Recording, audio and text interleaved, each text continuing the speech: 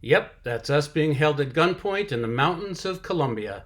But before we get to that, let's go back to the beginning.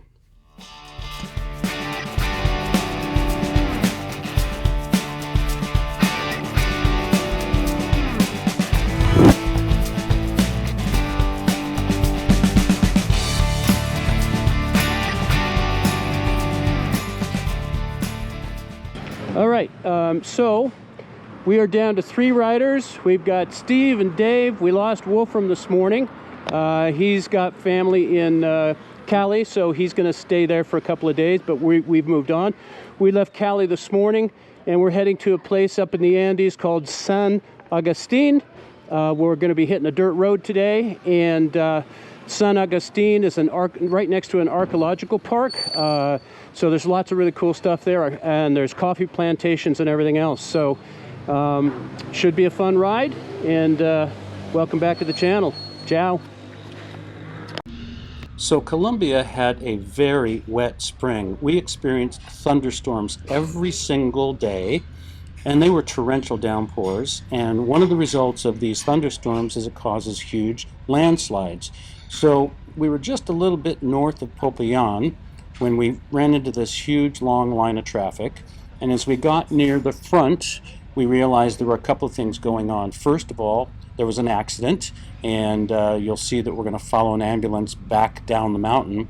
But secondly, there was a landslide ahead, and the road was going to be closed for at least several hours and maybe even another day or two.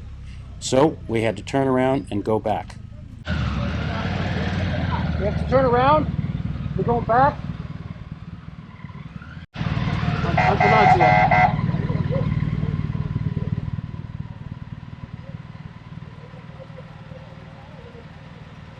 Are we going back or what?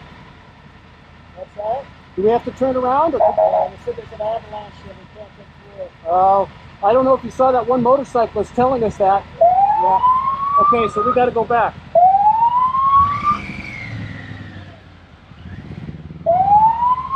So we went back to a restaurant, grabbed some lunch, looked at our maps, and found a route through the mountains that would take us to a town called La Plata.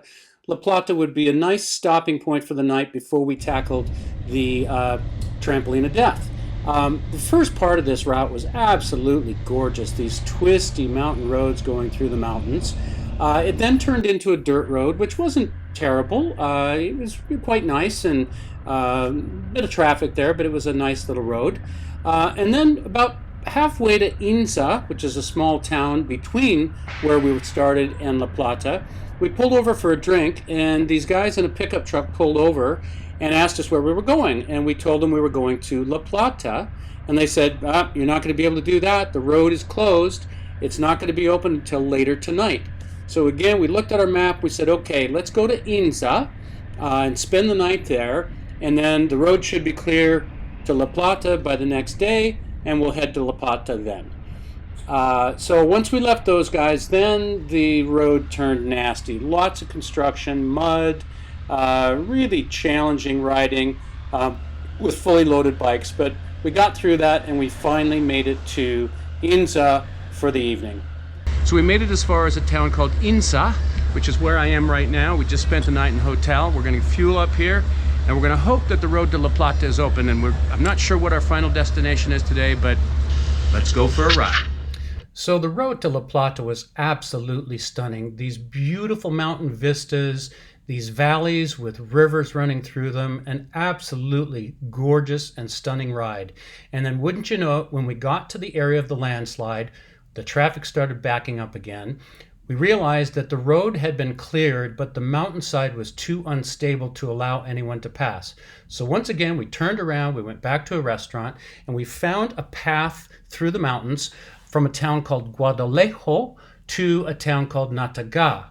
And it looked like it was very doable, and so we decided that was where we were going to go.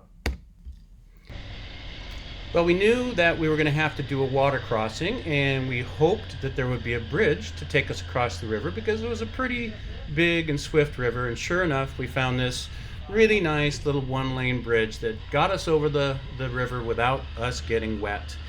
The road started out very nice, but it was a very narrow track, and every time a car or truck came by, we had to pull off to the right and sometimes come to a complete stop just so people could get through. The road followed the edge of the river for a while, pretty steep drop-offs, but nothing quite or too dangerous. Then we started to climb into the mountains. And the vistas were just beautiful. We didn't get a lot of photos because there was really no place to pull over. We ran into, some water crossings, very small creeks, and some mud, but it wasn't anything too technical. Here's an example of some of the mud that we had to go through. But overall, just a stunning road and a really, really beautiful ride that day. And here's an example of just these little washes of water coming across the road, nothing that we couldn't handle.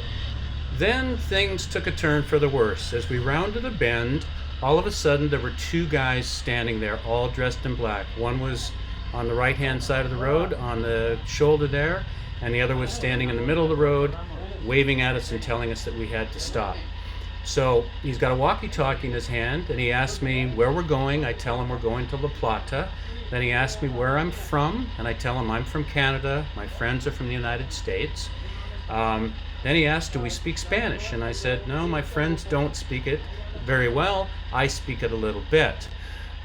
They then wanted to start going through our bikes. They wanted to open up all of our suitcases, see what we had with us. I think, they were concerned that maybe we were reporters or something like that. I just told them, I just got my things in here, just my clothes, and kept asking him, can I go, can I go? They eventually did go all through Steve's bags. Steve is the third rider in line here, and they made him open up everything. So Dave, in the meantime, is kind of talking in my ear saying, we should turn around and go back. There's going to be more bad guys up the road, and here's another guy arriving. And while all of this is going on, another 4 or 5 people show up. 2 of them are in camouflage uniforms with submachine guns and machetes, and they've got FARC patches on the side of their sleeve. And that's when I knew we might be in for some trouble here. I then realized I want to start recording this, and then I go, oh, I'm already recording. And then I thought I better turn it off. So I turned it off, and they immediately came up to me and said, are you recording this? And I said, no, camera is off. So we were talking in our helmets that let's turn around, let's go back, we don't need this. And so I started to turn around, and they took my keys out of the bike. They said, you are not going anywhere. And so I'm telling Dave and Steve, they just took my keys. Then another, I'm going to call him the head guy, he came up and he said, if you want to pass, you have to pay us 3 millones pesos, which is 3 million Colombian pesos. That's the equivalent of $600 US. We didn't have that kind of money on us. And so I said, I don't have that. No tenemos, no tenemos. I handed him what I had in my pocket, which was like 25 bucks. And they said, nope. And they handed it back to me. Meanwhile, they are on a walkie-talkie with somebody up on the mountain. We figure it's their boss. And after about 30 minutes, they finally said, okay, you can go. Again, Dave says into my headset, Wayne, let's turn around. I tried to turn around, and for the second time, they take my keys away from me. So we had no choice. We think the reason they didn't want us to turn back around is we could have easily gone back down the mountain to some of the small villages and reported them. And they knew that the road moving forward from that point on was really difficult. There were no small towns or villages until we got to Nataga. And so they weren't afraid that if we went forward that they would get reported. So that's what we did, is we went on forward. So the road from the time that we encountered the FARC guerrillas until we got to Nataga was super challenging. It took us 4 to 5 hours. There were a lot of muddy and deep sand sections and really steep downhills. I dropped my bike twice. Steve dropped his 5 times. We both lost our rear brakes. They got overheated. And my fork seals started leaking. So it was just a brutal pounding road, but we finally made it to Nataga.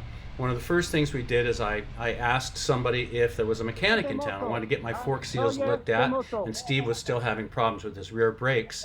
And so these guys on a bike, they said, here, follow us. And they took us to this mechanic.